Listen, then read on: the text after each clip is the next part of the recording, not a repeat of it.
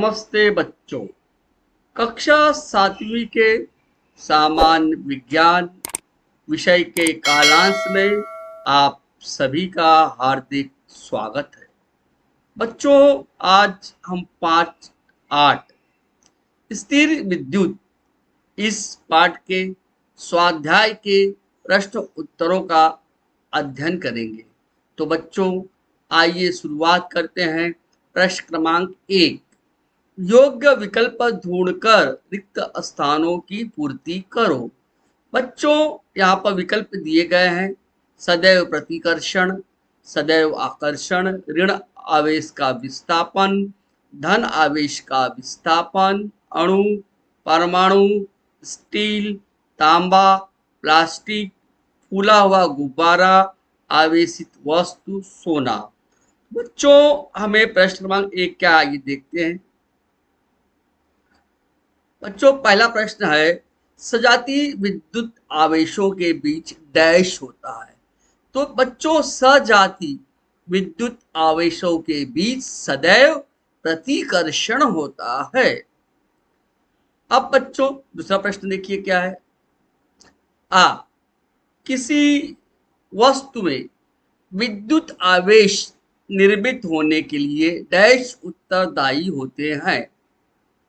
तो बच्चों, इसका उत्तर आएगा ऋण आवेश का विस्थापन। प्रश्न क्रमांक 3 क्या है बच्चों। तड़ित रक्षक डैश की पट्टी से बनाया जाता है। बच्चों, जो तड़ित रक्षक है तांबे की पट्टी से बनाया जाता है। चौथा प्रश्न क्या है बच्चों। सहजता से घर्षण द्वारा डैश विद्युत आवेशित नहीं होता। बच्चों, इसका उत्तर क्या आएगा, प्लास्टिक। विजातीय विद्युत आवेश निकट आने पर सदैव डैश होता है। तो बच्चों, सदैव आकर्षण होता है। अब अगला प्रश्न क्या है बच्चों। प्रश्न क्रमांक 2 देखिए। अगला खाली स्थान है, विद्युतदर्शी डैश की पहचान करता है।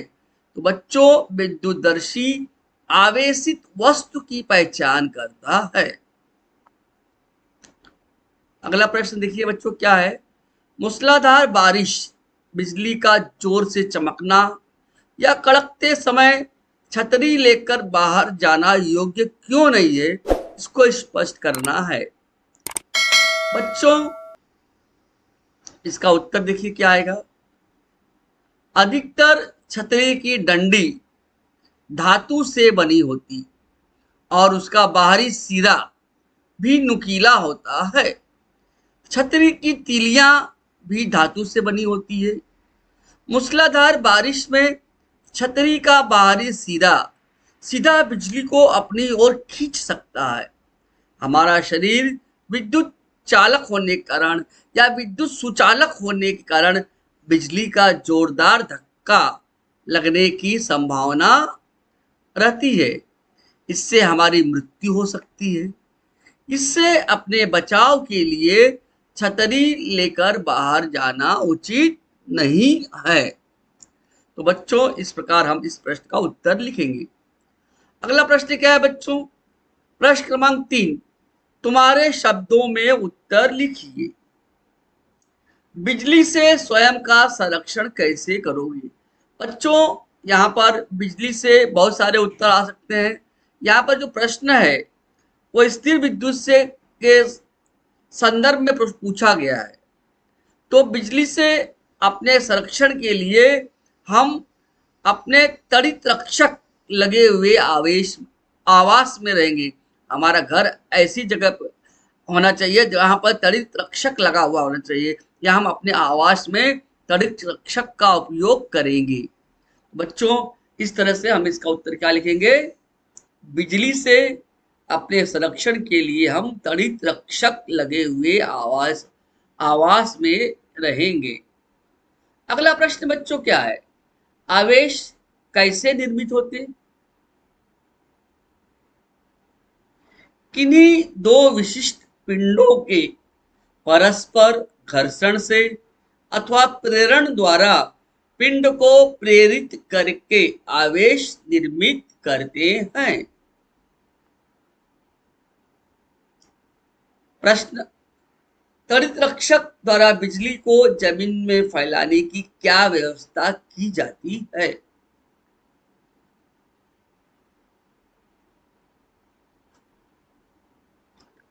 त्वरित रक्षक तांबे की एक लंबी पट्टी होती है।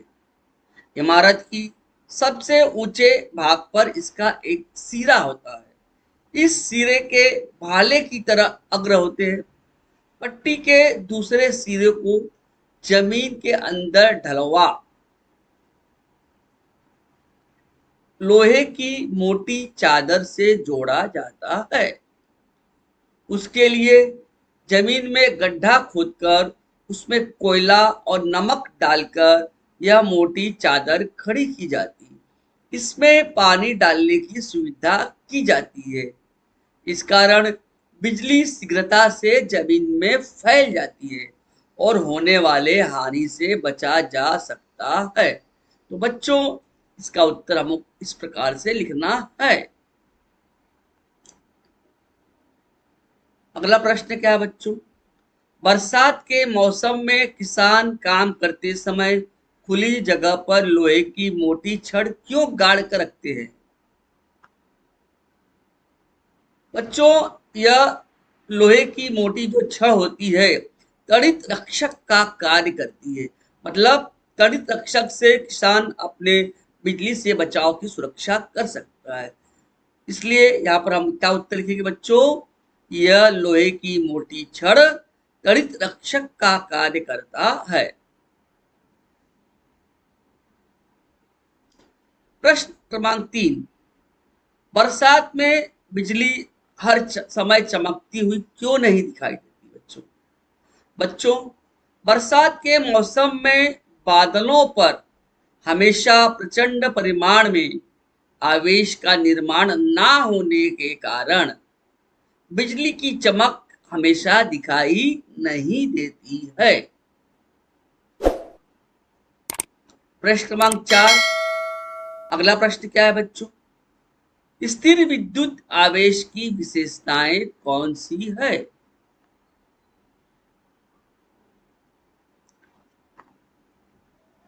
बच्चों, स्थिर विद्युत आवेश का घिसे हुए स्थान पर ही होना, दोनों पिंडों पर विजातीय आवेश निर्मित होना और दोनों प्रकार के आवेशों का परिमाण समान होना, यही स्थिर विद्युत की प्रमुख विशेषताएं हैं।